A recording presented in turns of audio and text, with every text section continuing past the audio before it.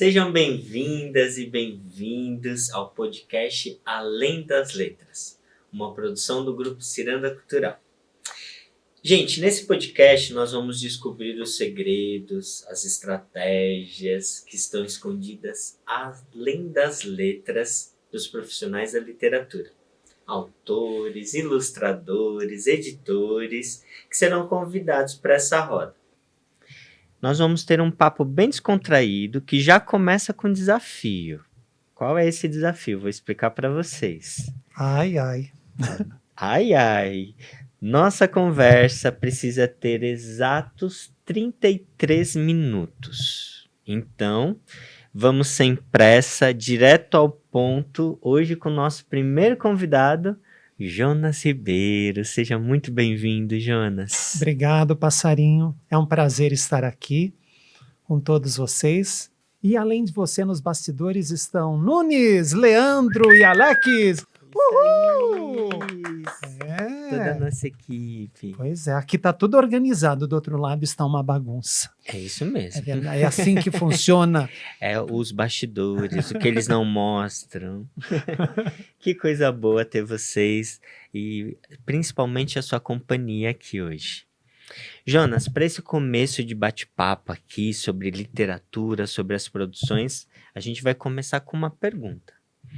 Quem é o Jonas Ribeiro, além das letras dos livros que você já escreveu? Passarinho, as letras estão tão amalgamadas à minha história que eu não conseguiria desassociá-las da minha integridade, da minha cidadania, de quem eu sou. Porque, para mim, ser escritor é ser inteiro. Quando, na adolescência, eu optei pela literatura, tudo em mim escolheu viver para a literatura. Então, eu não sinto que existe um Jonas fora das letras. No meu DNA existem palavras, fonemas.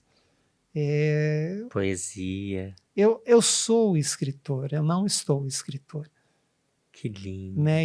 E existe uma diferenciação que a gente gosta muito de fazer, que é autor. Autor é quando você não vive para a literatura. Né? O escritor, ele escreve diariamente. E mesmo que não estejamos escrevendo fisicamente, o imaginário está trabalhando, está concebendo. Então a gente acaba uma história, já tem 3, 4 borbulhando. Que coisa mais linda. Agora, quem sou eu além das letras? A coisa mais fantástica é a gente descobrir o quão semelhantes nós somos com todos os demais. Então, eu sou uma pessoa dotada de coragem, de medos, de pontos fortes, pontos vulneráveis. Sinto fome, sede, desejos, fraquezas. Então, eu sou revestido, confeitado de humanidades, né? E o caminho profissional que eu escolhi trilhar foi com a palavra escrita. E isso como escritor e declamador de poesia com a palavra falada. Daí eu declamo o que eu escrevo, conto histórias. Que coisa linda te ouvir, Jonas. Muito lindo. Agora conta um pouquinho aqui pra gente. Como foi esse menino, o Jonas ainda menino lá? Você pensava em ser escritor? Você já tinha ideias mirabolâncias aí na sua mente? Já que você trouxe essa questão do DNA, né? Que as letras já te acompanham desde sempre. Como que foi a sua infância? Traz um pouquinho esse cenário pra gente te conhecer melhor. O menino pensava em brincar.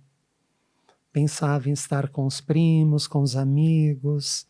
O meu brinquedo preferido na infância sempre foi a água. Né? Então eu adorava banho de piscina, mar, chuveiro, cachoeira, mangueira.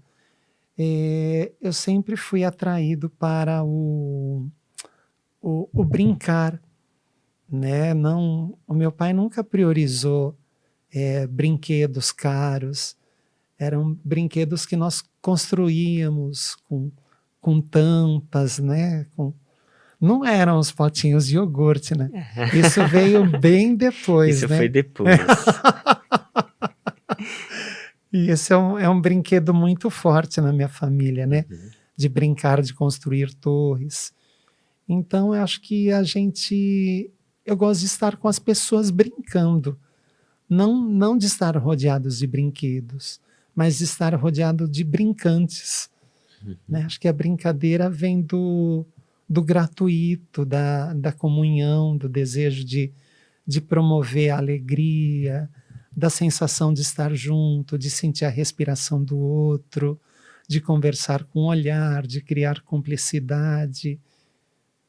Então, a minha infância foi muito rica no sentido de ser maravilhosamente simples. E brincante? De brincar embaixo da mesa, de gostar de ir às escolas. Que delícia. Então você foi um bom aluno, você gostava de brincar na escola, de ir até a escola, esse ambiente escolar também fazia parte dele. Como foi o aluno Jonas lá? Ele era mais esforçado do que... Se eu tirava boas notas, é porque eu me empenhava, não porque eu tinha facilidade. Certo. Então... Entendi. Qual a sua matéria predileta quando você fala? Passarinho, eu tenho que te contar uma coisa. Eu irritava o meu irmão, porque eu chegava em casa e já fazia a minha lição de casa. O meu irmão Jean era muito preguiçoso, ele não gostava de fazer a lição de casa, ele queria me esganar, que eu já fazia a lição e minha mãe ficava pedindo ao meu irmão que fizesse a lição dele e a minha já estava feita, eu ficava disponível para brincar. O resto da tarde nós estudávamos pela manhã, à tarde ficava livre. E aí ele ficava doido com você porque ele tinha as tarefas para cumprir e possivelmente você já estava ali livre. Pois é.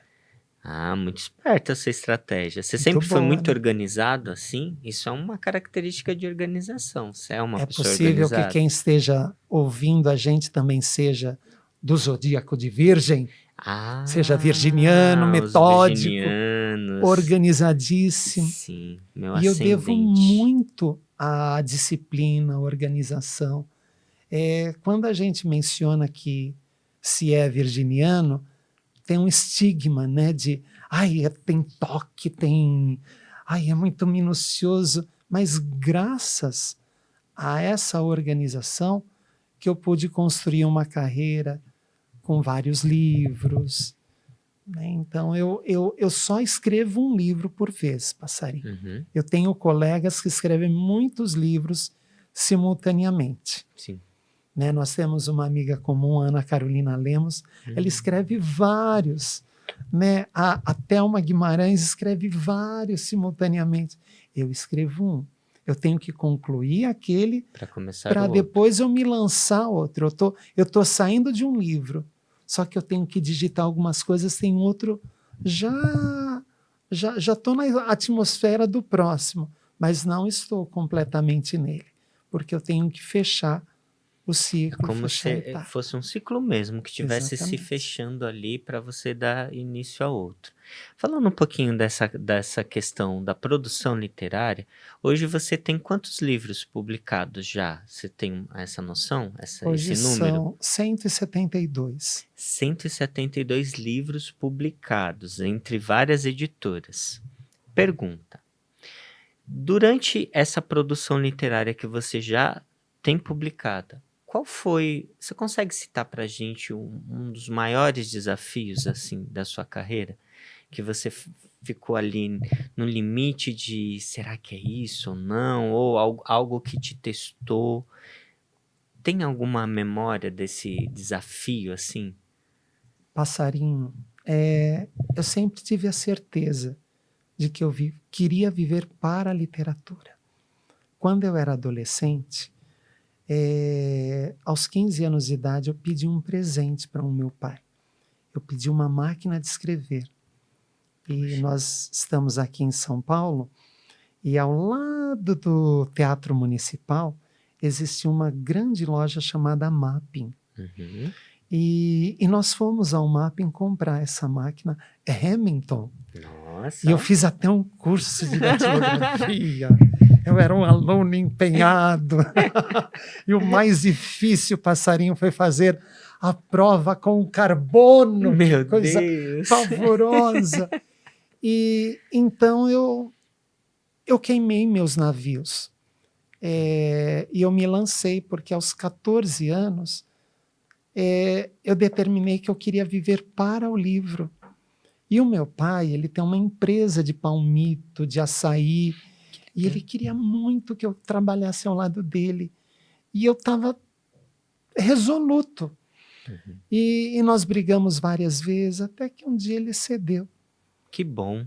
Ele foi vendo que eu não abriria mão daquilo que era importante para mim. Da tua essência, né? A gente às vezes é chamado para essa missão. Isso é muito, muito bonito. Agora, dificuldade eu via mais como desafios do que como entraves, dificuldades. Uhum. Teve algum desafio assim que você lembra durante esse período? Que são 172 livros. Algo assim que você marcou essa trajetória? São muitos anos dedicados à escrita, mas algo que você lembre assim que você fala, poxa, isso eu poderia destacar aqui para nós no podcast, que chamasse assim a sua atenção, que na sua memória você fala, esse foi um momento desafiador para mim. Quando eu passei a receber um número considerável de cartas de leitores, quando as perguntas que os alunos faziam nas escolas passaram a ter uma profundidade que é própria do leitor que realmente mergulhou na obra e tem um interesse genuíno em escarafunchar o imaginário do escritor, do criador, para entender se aquela emoção que ele teve confere com o que o escritor sentiu. Nossa, então, quando eu me dei conta que eu estava sendo abordado como um escritor, que eu estava sendo olhado como um escritor, isso foi marcante. Isso foi um abraço. E os meus primeiros livros não tinham lombada, eram canoa com grampo. Eu queria muito publicar um livro que tem essa lombada, sabe? Que você vê na estante e tem o título do livro. Ai, passarinho, quando eu lancei o primeiro... foi alegria. Eu me senti, cara. E daí muitas coisas aconteceram. Qual foi essa obra que você foi a primeira com lombada que você falou, agora sim? Gestante da Fantasia, uma aventura intrauterina. Saiu em 1998 ou 1999. Que título lindo. Então eu estudei todo parto, as fases da gestação, e o protagonista ele está na bolsa intrauterina e ele vive situações no líquido amniótico com os pais. Então são situações fantásticas. Bem interessante. Curioso, já vamos anotar a dica de leitura já. Que lindo. Esse desafio, assim, é muito importante mesmo quando você entende que aquilo que você se debruçou e que tudo que você já trabalhou dentro de você para aquela obra acontecer chegou no outro, né? Muito bonito. Então é um desafio bem especial que você trouxe. Agora vamos para uma outra seara, assim. A gente falou aí do desafio, você trouxe um pouquinho da sua produção literária. Mas hoje a gente tem vários desafios na literatura mesmo, né? A gente sabe que tem questões de mercado, questões de publicações. O que incomoda o Jonas Ribeiro quando a gente fala dessa questão da literatura hoje? Tem alguma coisa que você poderia falar assim, olha, isso eu acho que deveria ser diferente? O que você poderia trazer para a gente refletir sobre isso? Você falou, vamos para outra seara, a gente pula na cadeira, assim, faz um movimento. Vamos pular? Vamos? De que se Quer dar uma deslocou. puladinha? Vamos lá. Vamos. Oh! Assim que é bom. Todo criador é inquieto, fica incomodado com algo. O que me incomoda é quando a gente faz um livro e quando você vê a impressão, ele não condiz com o que você imaginou, ou o projeto gráfico empobreceu a obra. Não é o caso dos livros do Grupo Ciranda Cultural, né? Ao contrário, os editores sempre me surpreendem, a Janice Florido, a Elisângela, então são muito zelosas nesse sentido, mas eu acho que faz parte, né? Nem todo livro a gente está pleno, a gente tem os textos que ecoam com mais força dentro de nós, que não é que são os preferidos, são os mais viscerais, Sim. são os mais inteiros, mais quânticos. Quânticos. Adorei essa palavra, quânticos. Isso mesmo. Que lindo. A gente tem aqui hoje no grupo Ciranda Cultural do Jonas 3, 6, 7, 8, 9 livros publicados, né? Sabemos que temos alguns ainda no prelo. Dentro desses 9 que você já tem publicados, tem algum que você gostaria de destacar aqui para quem está ouvindo a gente? Essa história e contar um pouquinho o que está além das letras desse livro? Para a gente se debruçar um pouquinho e instigar também o nosso ouvinte ou quem está vendo esse podcast para essa leitura desses que nós temos aqui? Tem sim.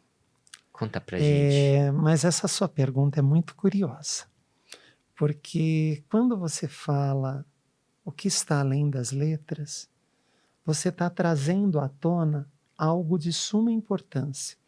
Quando a gente compra um livro, traz um livro para si, é como se nós quiséssemos trazer, incorporar uma aventura. Quem compra um livro não compra o objeto físico, compra uma experiência leitora, uma vivência leitora. Então, é como se nós comprássemos esperança, coragem, determinação.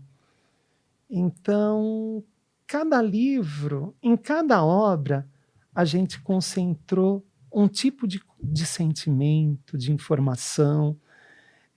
São dosagens diferentes. É como se nós fôssemos alquimistas e escolhêssemos componentes específicos para estar naqueles determinados livros. Então, por exemplo, a lesma que dialogava consigo mesma, ela é uma lesma, a lesma Les, e a escola na qual ela estuda se chama Lesmola. A avó dela, a avó Lisme, se forma na unilesmidade, ela faz arqueologia, e ela tem diálogos muito bonitos com a avó, com a mãe, com o pai. Por exemplo, esse daqui, Felicidade Zigue-Zagueante. São 3 pinguins. Esse filho é o Abel. A mãe é a Amabel e o pai Abelardo. E a mãe, ela trabalhava no submarino amarelo. E daí, teve uma vez que ela estava ao leme, né? E ela sentiu uma vontade irrefreável de espirrar. E ela balançou o leme e fez um zigue-zague no roteiro. E os turistas aplaudiram e quiseram que em toda a viagem fosse feito o zigue-zague. Então ela cria o estilo zigue-zagueante de pilotar o submarino. E daí, quando ela sai daquele emprego, ela vai ser professora de natação e ela cria um nado zigue-zagueante. Então, tem coisas muito curiosas. O pai, ele vende sorvete para extraterrestres. Então, ele faz os anúncios. O menino não, o pinguim, ele faz desenhos gigantes no gelo. Que lindo. O Nestor... Esse é o meu preferido. É o da minha mãe preferido também. E se eu fizer o meu top 10, passarinho, ele entra no meu top 10.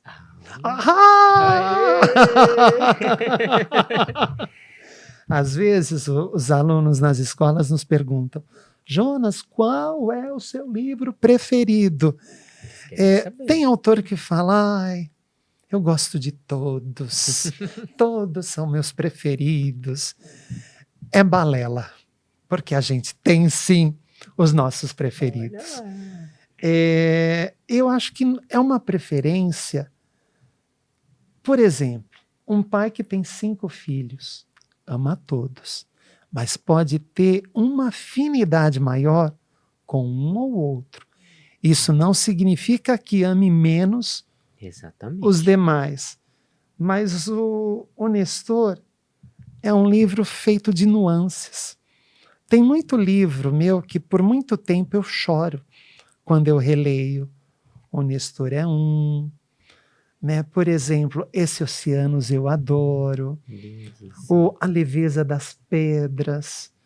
Né? Porque eu acredito muito que a gente tem que buscar a leveza nesse cotidiano duro, rígido. Então a gente tem que quebrar as estruturas e mostrar que as coisas são possíveis, que a gente pode alcançar.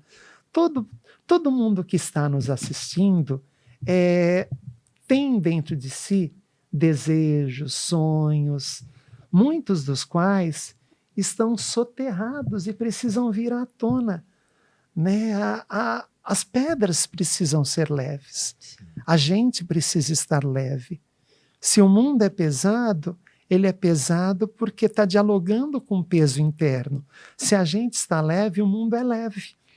Então, o mundo é sempre um reflexo de quem nós somos. Mundo, né? Nós somos uma coisa só. O mundo é aquilo que nós somos, né? Exatamente. A gente encontra essas ressonâncias e o livro encontra ecos dentro da gente. Esse é o Antenor e o Seu Trator.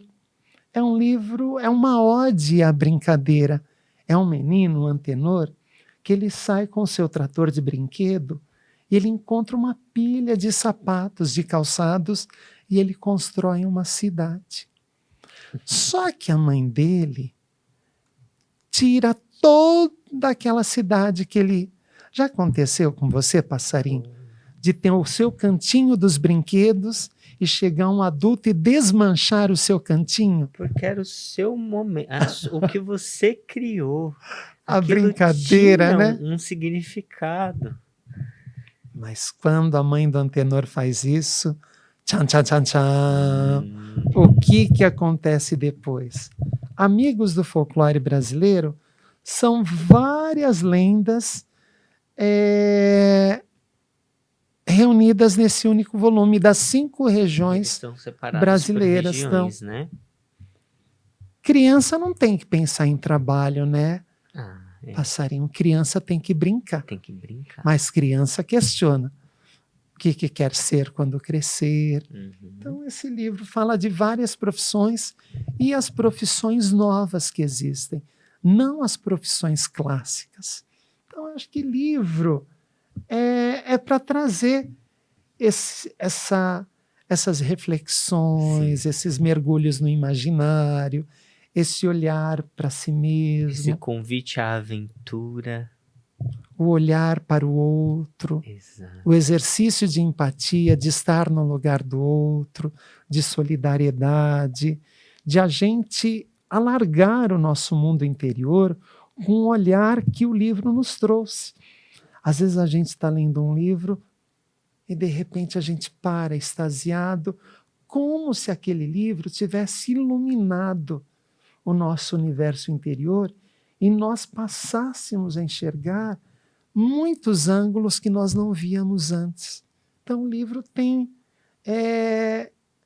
não esse papel, mas ele tem muitas páginas que nos leem, né? Porque da mesma forma que nós lemos os livros, eles nos leem de uma forma diferente. Porque eles nos leem já com o acréscimo do conteúdo que existe dentro deles. Que demais! Isso mesmo. Ô Jonas, falando nessa questão do livro que te lê e naquilo que a gente tem também como referência, eu sei que quando a gente está aqui nessa conversa, nessa roda, a gente traz consigo referências de pessoas, de profissionais, de gente que, assim como nós, que trabalhamos com a literatura, também tiveram uma estrada e aí esse lugar que nos traz mesmo para essa reflexão, pessoas que a gente se inspira. E aí a pergunta agora é nesse sentido: quem são os profissionais que você gostaria de citar aqui, que você ou conheceu ou gostaria de conhecer mais, além das letras, nesse cuidado de, poxa, essas pessoas aqui são referências para mim, Jonas Ribeiro, hoje? A gente não pode falar em educação todo por trás, à frente, ao lado de todo profissional, embaixo, no interior, existem educadores. Nós somos formados por educadores. E eu faço questão aqui, passarinho, de citar a primeira professora que o meu coração registrou, que é a Rosa Simone. Então eu também sou apaixonado por bibliotecários. E eu sou cria de biblioteca pública. Então eu lembro de incontáveis bibliotecárias. Da Carmen, da Tatinha, da Alessandra, da Lourdinha, da Ivete. Então elas foram bibliotecárias que me cutucavam, me atiçavam a ler determinado autor. Olha, Jonas, chegou esse livro, fala disso, disso. E eu ficava alucinado para pegar aquele livro, né, e arrastar. Sabe como na Idade da Pedra se pegava pelos cabelos, arrastava. E livro, para mim, sempre foi algo muito vivo. Né? Então, os profissionais são todos aqueles que nos compuseram, né? A nossa argamassa profissional, né? E, sobretudo, os nossos familiares, né? Porque se não fossem os meus pais terem trabalhado dentro de casa, fora de casa, e garantissem os meus estudos, Sim, a minha existência, para eu estar disponível para a escrita, eu não conseguiria viver de literatura para a literatura. Né? Eu me apaixonei por muitos escritores. A primeira escritora que fez com que eu sonhasse em ser escritor foi a Lígia Bojunga.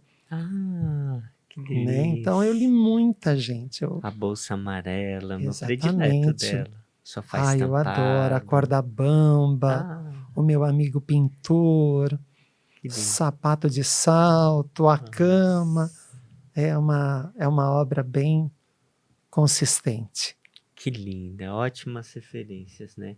É importante a gente ressaltar essa questão da família, o quanto ela contribui também, né?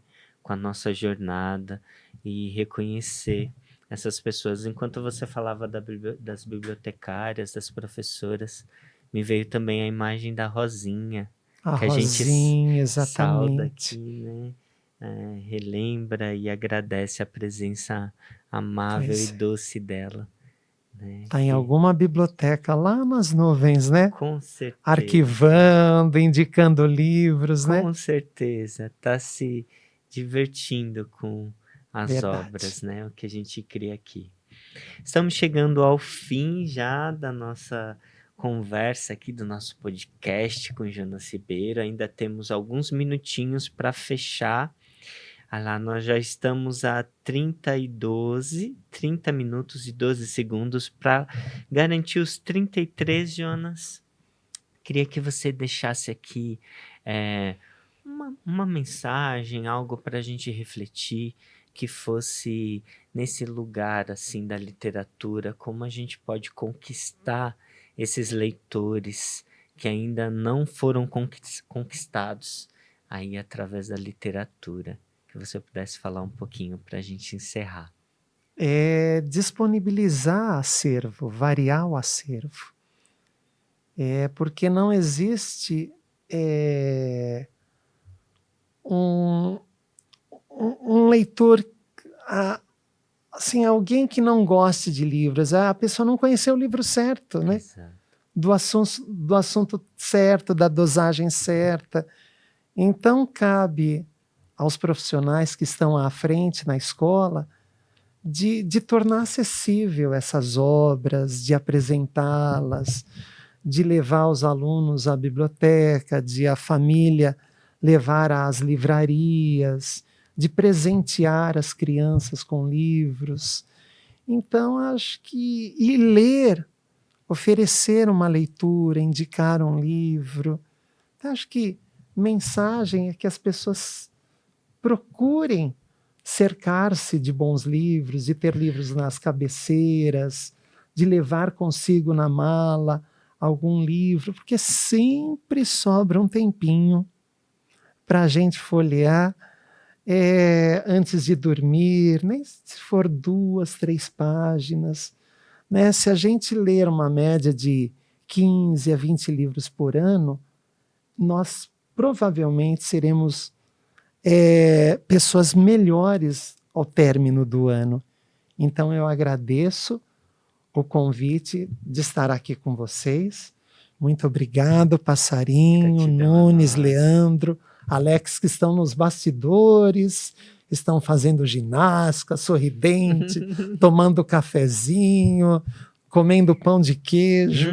Muito obrigado a todos. Espero que vocês sejam felizes, livres, no caminho que escolheram, como educadores, como leitores, como pais, né? Que a gente aproveite a posição em que a gente se encontre para fazer o bem. Um beijão para todos. Um beijo, gente, a todos os ouvintes aqui. Gratidão imensa, Jonas, pela sua presença, a toda a equipe. Eu espero que vocês tenham curtido esse papo, além das páginas, além das letras, e que a gente possa se encontrar em breve. Beijo, tchau!